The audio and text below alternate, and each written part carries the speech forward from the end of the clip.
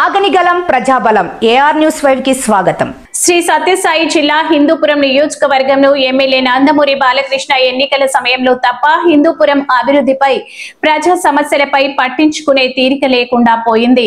హిందూపురంను జిల్లాగా చేస్తామన్నారు, సుందరమైన సిటీగా తీర్చిదిద్దుతామన్నారు. వచ్చిన మెడికల్ కాలేజ్ కాపాడలేకపోతున్నారు. 3 పిఏలను పెట్టి ఎమ్మెల్యే బాలకృష్ణ ప్రజలకు అందుబాటులో లేకుండా పోతున్నారు. రైల్వే రోడ్డును పగలగొట్టి 6 నెలలు అవుతూ ఉన్నా పట్టించుకునే నాదుడే లేదు. రెడ్ బుక్ రాజ్యాంగాన్ని అమలు చేస్తున్నాలే తప్ప అంబేద్కర్ రాజ్యాంగాన్ని మర్చిపోతున్నారు. ఇలాగే కొనసాగితే వచ్చే ఎన్నికల్లో ప్రజలు ఖచ్చితంగా బుద్ధి చెబుతారు. హిందూపురం వైఎస్ఆర్సీపీ నాయకులు ఫైరోజ్ ఆరోపణలు చేశారు. నమస్కారం అండి, నా పేరు ఫైరోజ్ సార్. నేను వైఎస్ఆర్సీపీ మున్సిపాలిటీ కమిటీకి వైస్ ప్రెసిడెంట్. ప్రెస్ మీట్ పెట్టే ముఖ్య ఉద్దేశం వచ్చేసి సమస్యల గురించి మాట్లాడాలనుకుని ఒక దృఢ సంకల్పంతో ఇంతవరకు ఇప్పుడు రాష్ట్రంలో పరిస్థితులు ఎట్లా ఉన్నాయంటే ఏ ఒక్కరూ మాట్లాడేది కూడా జరుగుతున్నారు.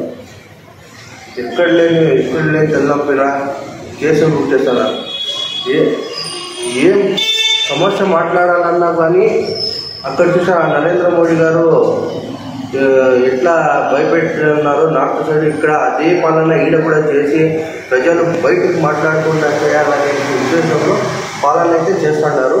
ఖచ్చితంగా ప్రజలు గమనిస్తున్నారండి.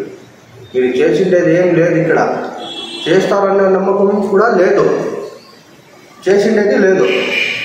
మన హిందూపురంకి వస్తే ఇంతవరకు పేరు గొప్ప ఊరు దిబ్బ అన్నట్లుగా గత 40 ఏళ్ళుగా పార్టీ ఇక్కడ మీదే నడుస్తూ ఉంది. తెలుగుదేశం పార్టీ 40 ఏళ్ళుగా మీరు ఉండి ఏం చేస్తున్నారండి అభివృద్ధి? 4 ఏళ్ళు అయింది రైల్వే రోడ్లు పగలు కొట్టేసి, ఇంతవరకు దానికి దిక్కు లేదు, ముక్కు లేదు. ఏమన్నా అంటే మేము ఒక చైర్మన్ మార్చాలా, లేకపోతే వైస్ చైర్మన్ మార్చాలా, మీకు 5 మంది కౌన్సిలర్లు ఉంటే ఇక్కడ 10 మంది లాక్కోవాలా, చైర్మన్ కూర్చోబెట్టుకోవాలా, ఏమన్నా చేస్తారు. ఆటో నగర్ వెళ్ళి చూడండి, సమస్యలు ఎదుగుతాయి. సరిగ్గా ఇంతవరకు డ్రైనేజ్ లేదు, రోడ్లు లేవు, ఏమీ లేవు. మీకు ఈ పండిన తర్వాత మేము ఒక 500 మంది 300 మంది కలుసుకొని ఆ ధర్నా కూర్చోవాలనుకుంటున్నాము. ఇప్పటికన్నా కానీ ఇప్పుడు మీ ప్రభుత్వమే ఉంది, మీకు చేస్తామంటే ఎవరైనా అడ్డం పడతారా? లేదు కదా. ఏదో చేయండి. మున్సిపాలిటీలో ఏం చేస్తారండి మీరు? ఒక టీఎంసీ నీళ్లు తప్ప ఏం చేస్తారు మీరు? గవర్నమెంట్ హాస్పిటల్ తెచ్చిండేది ఎవరు హయాంలో?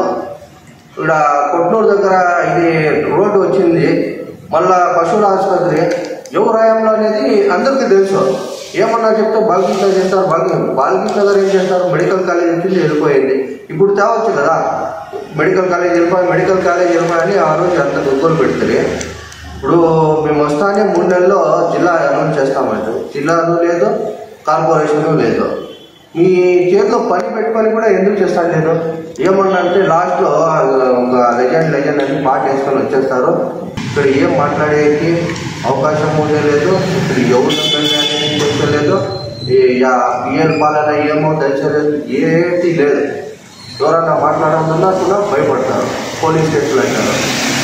చేసిన దానికి చేయకుండా దానికి ఫస్ట్ కేసు కట్టంటే వాళ్ళు లోపల తిరిగి ఫస్ట్ లోపల పోయింటారు అంటారు. ఇది కాదండి ప్రజాస్వామ్యం అంటే. అభివృద్ధి చేయాలా, అభివృద్ధి చేసి ప్రజల్ని మెప్పించాలా. ఇప్పుడు మా పార్టీ నాయకులు ఎంతమంది ఉన్నారు, వాళ్ళందరినీ మీరు కేసులు పెట్టి జైలుకు పంపించి ఈరోజు సంఘం కుదురుకుంటున్నారు. మీరు రెడ్ బుక్ అని. రేపు పరిస్థితులు మారితే లోకేష్ గారు యాపకెత్తుకొని ఎక్కడికి పోతారో మాకే తెలుసలేదు. రాష్ట్రం విడిచిపెట్టేస్తారండి వాళ్ళు. మేము అధికారులు కోరేది ఒకటే, మీరు నిజాయితీగా పనిచేయండి. ఎవరి పక్షాన? ప్రజల పక్షాన ప్రజాస్వామ్యాన్ని కాపాడే పని చేయండి. నాయకులు ఈరోజు చెప్తారు, రేపు వెళ్ళిపోతారు వాళ్ళు. మళ్ళీ వాళ్ళు వస్తే పరిస్థితి ఇట్లా ఉంటుంది. మీరు ఇప్పటికన్నా కానీ ప్రజాస్వామ్యంగానే ఉండాలా. ఆ నాయకులు మాట్లాడి వినొద్దండి. లోకేష్ గారు చెప్తాడు పెద్దగా, నా బుక్ చూస్తానే భయపడతాంటాను. ఆయన ముందు రాష్ట్రాన్ని అందరికీ తెలుసండి ఎంత కామెడీ యాక్టర్. కేఏపాల్ తర్వాత మన లోకేష్ గారే చాలా పెద్ద కామెడీ యాక్టర్ కూడా అందరికీ తెలుసు. ఆయన గురించి మేము అంత సీరియస్గా తీసుకెళ్ళలేదు, మా పార్టీ కూడా అంత సీరియస్గా తీసుకెళ్ళి ఎంతమంది చేసాం. మా నాయకుడు ధైర్యంగా చెప్తున్నాడు, నేను విజయవాడలోనే ఉన్నాను, I am in Vijayawada, they welcome, arrest తీసుకొని అనుకోండి. మీ అరెస్టులకి మీ కేసులకి భయపడే పార్టీ కాదండి ఇది.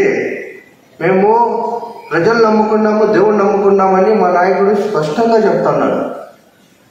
అందుకోసం దయచేసి హిందూపురంకి ఇప్పుడైనా కానీ బాలకృష్ణ గారు మీరు పిఎల్ని నమ్ముకోకుండా అవి పెండింగ్ పనులన్నా చేపించేసి ఊరిని ఏమన్నా అది సుందరవనంగా చేయండి.